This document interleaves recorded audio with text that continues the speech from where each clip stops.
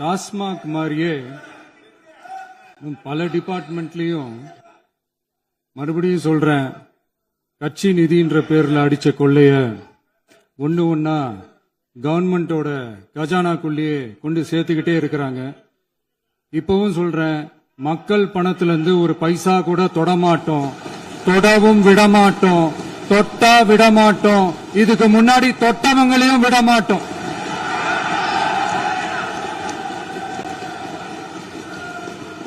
ஒவ்வொரு ஊழலாக வரும் போலயே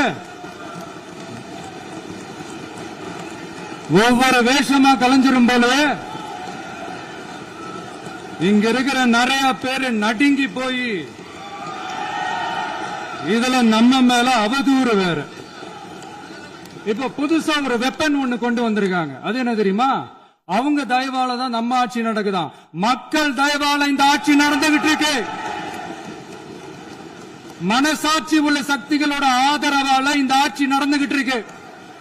நாங்க தான் அனுப்பி வச்சோம் அப்படின்றாங்களே. அனுப்பி வச்சவங்களுக்கு மினிஸ்ட்ரியில இடம் கொடுத்தா ஏன் கதறீங்க? ஏன் இவ்வளவு கோபம்? ஏன் இவ்வளவு கதறல்? இதுல இன்னொரு முக்கியமான விஷயம், மார்க்சிஸ்ட் கம்யூனிஸ்ட் கட்சி நமக்கு ஆதரவு கொடுத்தது சுயேட்சையா எடுத்த முடிவுன்னு சொல்றாங்க. அதே மாதிரி இந்திய கம்யூனிஸ்ட் கட்சி நமக்கு ஆதரவு கொடுத்தது சுயேட்சையா எடுத்த முடிவுன்னு சொல்றாங்க. இதுல எங்க இருந்து நாங்க தான் அனுப்பி வச்சோம்னா புரியல. மக்களுக்கு நல்லா புரியும், எல்லாத்தையும் தெளிவா பார்த்துக்கிட்டு இருக்கிறாங்க.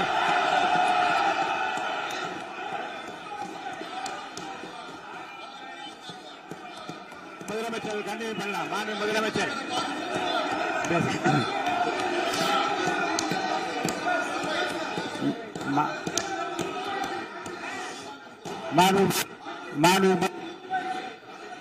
முதலமைச்சர் கண்டினியூ பண்ணலாம். நீ கண்டினியூ பண்ணலாம்.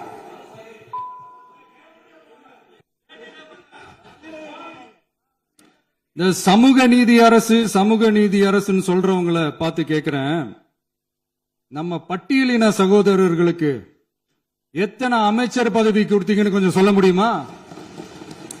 ஆனா நம்மளுடைய அரசுல 8 அமைச்சர் பதவிகள் யாருக்கு? நம்ம பட்டியலின சகோதரர்களுக்கு. எல்லாம் நம்ம அண்ணன், நம்ம தம்பி, நம்ம தங்கச்சிங்க. அண்ணல் அம்பேத்கர் அவர்களுடைய கிட்டத்தட்ட 100 ஆண்டு கால கனவு இப்ப நிறைவேறி இருக்கு. நான் ஏன் கொஞ்சம் சவுண்டா பேசுறேன் அப்படின்னா அவங்களுக்கு கேட்கணும்ன்றதுக்காக, தப்பா எடுத்துக்காது. அதே மாதிரி பெண்களோட பாதுகாவலர் நாங்க தான் அப்படின்னு சொல்லிக்கிறவங்களை கேட்கிறேன், எத்தனை பெண்களுக்கு அமைச்சர் பதவியில இடம் கொடுத்தீங்க கொஞ்சம் சொல்ல முடியுமா? எங்க அரசுல 4 சகோதரிகளுக்கு அமைச்சர் பதவி கொடுத்திருக்கிறோம்.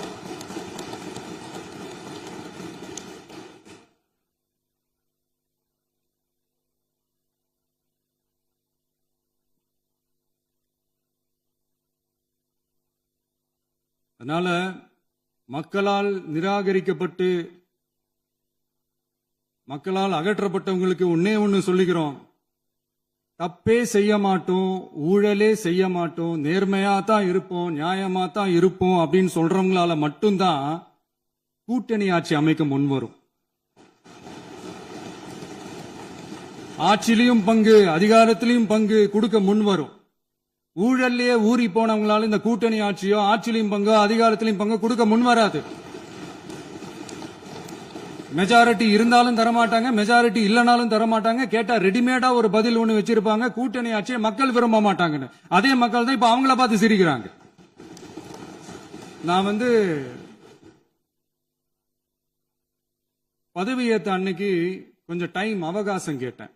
எதுக்கு கேட்டேன்? நிதி நிலைமை எல்லாம் கொஞ்சம் மோசமா இருக்குது, அதெல்லாம் கொஞ்சம் சரி செஞ்சுக்கிட்டே படிப்படியா கொஞ்சம் கொஞ்சமா நான் கொடுத்த வாக்குறுதிகள்லாம் செயல்படுத்துவேன், அதுக்காக கொஞ்சம் டைம் அவகாசம் கேட்டேன். நான் ஏதோ வேற எதுக்காகவோ வேற யாருக்காகவோ ஏதோ அவகாசம் கேட்ட மாதிரி. அடுத்து இங்க சபையில இல்லாதவங்களை பத்தி பேச வேண்டாம்னு நினைக்கிறேன்.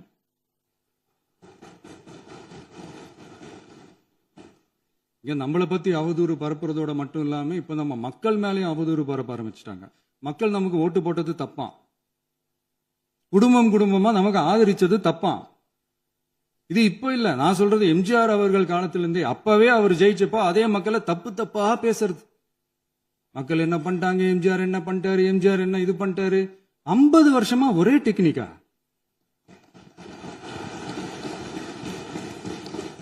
டெக்னாலஜி எல்லாம் மாறி வேற எங்கேயோ போயிட்டு இருக்கு பஸ். இதுல கொஞ்சம் டெக்னிக்காச்சும் கொஞ்சம் மாத்தினா கொஞ்சம் நல்லா இருக்கும்.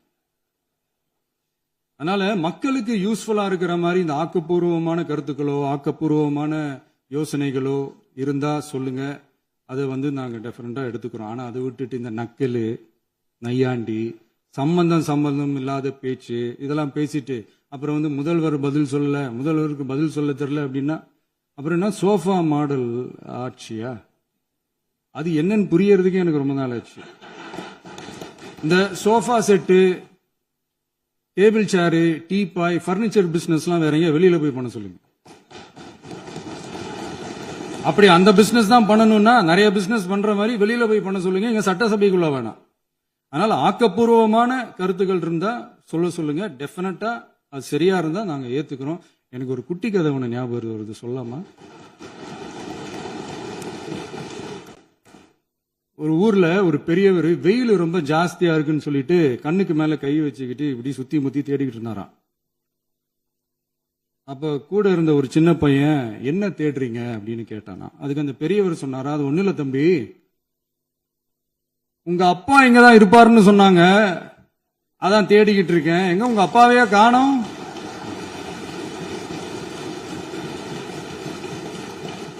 இல்ல எங்களுக்கும் நக்கலா நையாண்டியா சம்பந்தம் இல்லாத குட்டி கதை இதெல்லாம் எங்களுக்கும் பேச தெரியும். அந்த கதையில பெரியவர் அப்படி சொன்னாராம், தப்பா எடுத்துக்காதீங்க. அந்த கதையில பெரியவர் அப்படி கேட்டாராம். அதனால யாரும் இங்க டென்ஷன் ஆக வேணாம். அதனால இன்னொரு இந்த என்னுடைய உரையை முடிக்கிறதுக்கு முன்னாடி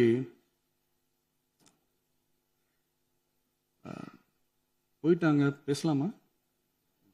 உங்க கருத்துக்களை நீங்க முழுமையாக மன நிறைவோடு பேசலாம். டிவில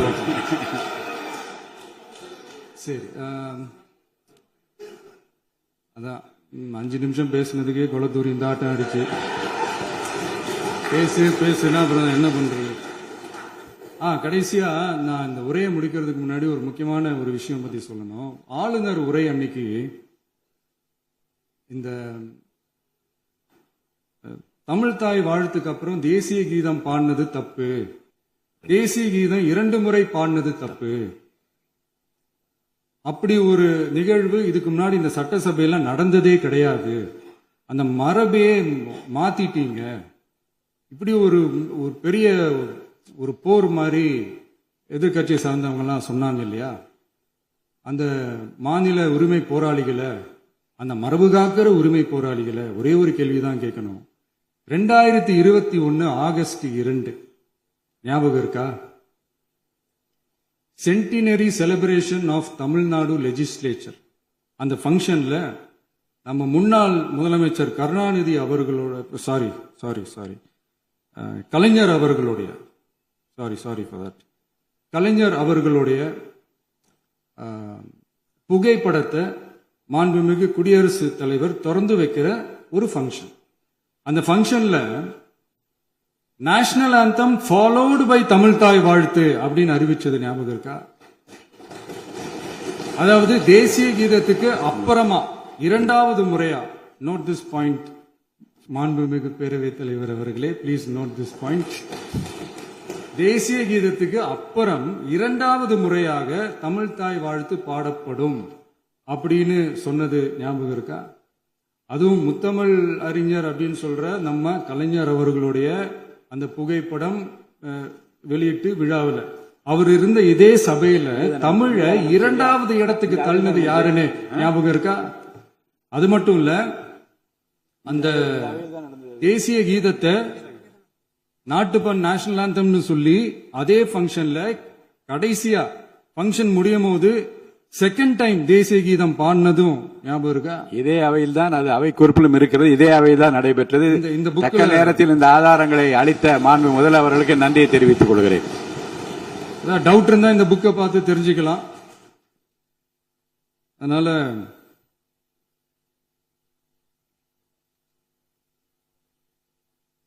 இதெல்லாம் கேட்டா என்ன சொல்லுவாங்கன்னா, அது ஜனாதிபதி கலந்துகிட்ட ஃபங்க்ஷன், அதெல்லாம் அப்படிதான், அதெல்லாம் கண்டுக்க கூடாது அப்படின்னு சொல்லுவாங்க.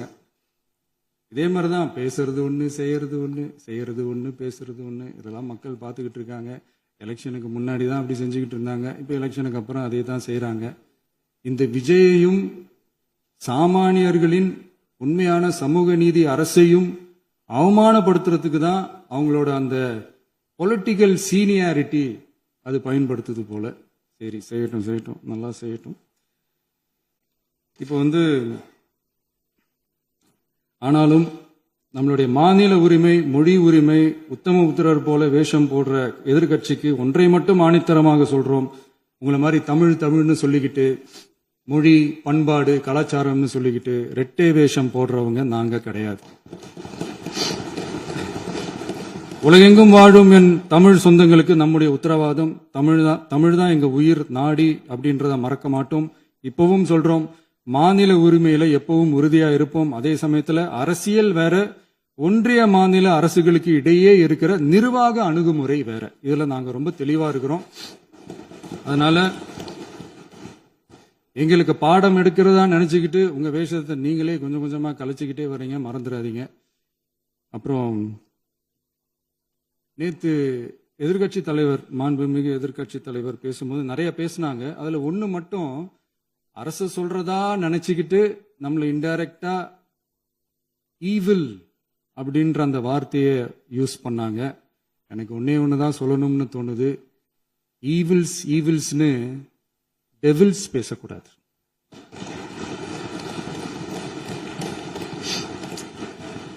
அவங்க இருந்திருந்தா ஒரு ஆக்ஷன் பண்ணணும்னு எனக்கு தோணுச்சு. எல்லாரும் போயிட்டாங்க. பர்மிஷன் பண்ணலாமா? இப்பவும் பண்ணலாம், ஒன்றும் தப்பு இல்லை.